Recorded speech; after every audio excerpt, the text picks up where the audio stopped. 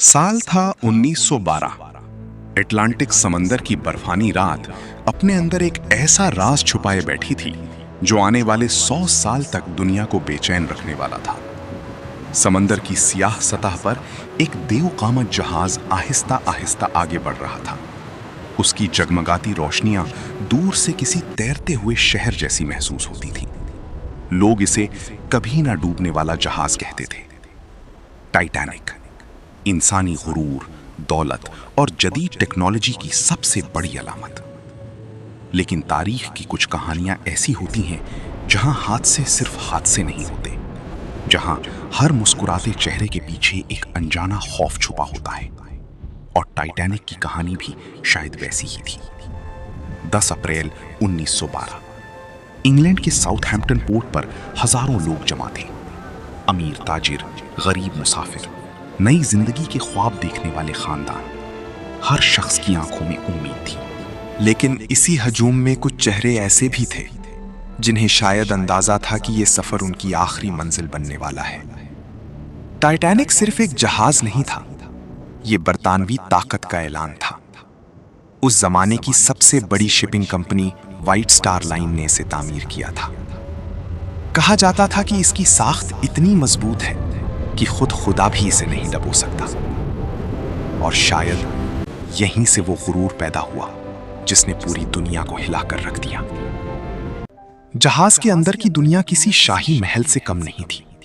सुनहरी सीढ़ियां, आलीशान कमरे, सिगार लाउंज, स्विमिंग पूल और वो शानदार डाइनिंग हॉल जहां दुनिया के अमीर तरीन लोग खाना खा रहे थे।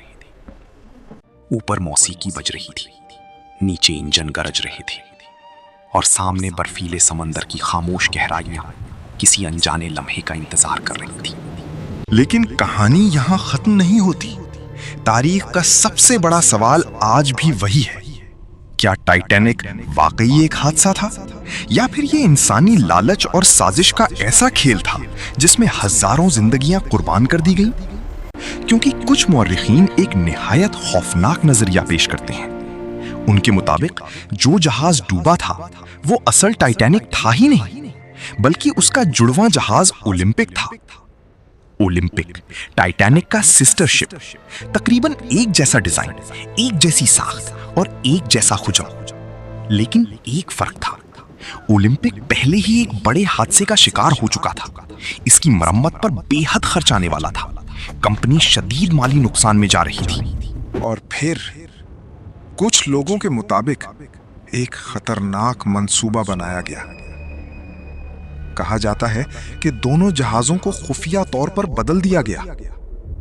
ओलंपिक को टाइटैनिक का नाम दे दिया गया ताकि इंश्योरेंस के जरिए अरबों का नुकसान पूरा किया जा सके।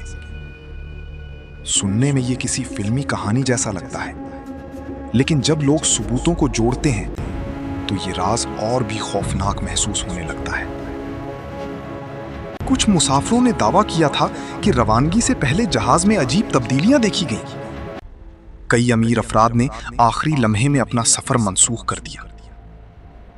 और सबसे पुरस्कार बात, जेपी मॉर्गन, वो अरबपति शख्स जिसने टाइटैनिक मंसूबे को फंड किया था, वो खुद आखिरी वक्त में जहाज पर सवार नहीं हुआ। बीमारी का बहाना बनाया गया, लेकिन बाद में वो मुकम्मल सेहतमंद देखा गया। क्या उसे पहले से कुछ मालूम था? ये सवाल आज भी तारीख के अंधेरों में गूंजता है।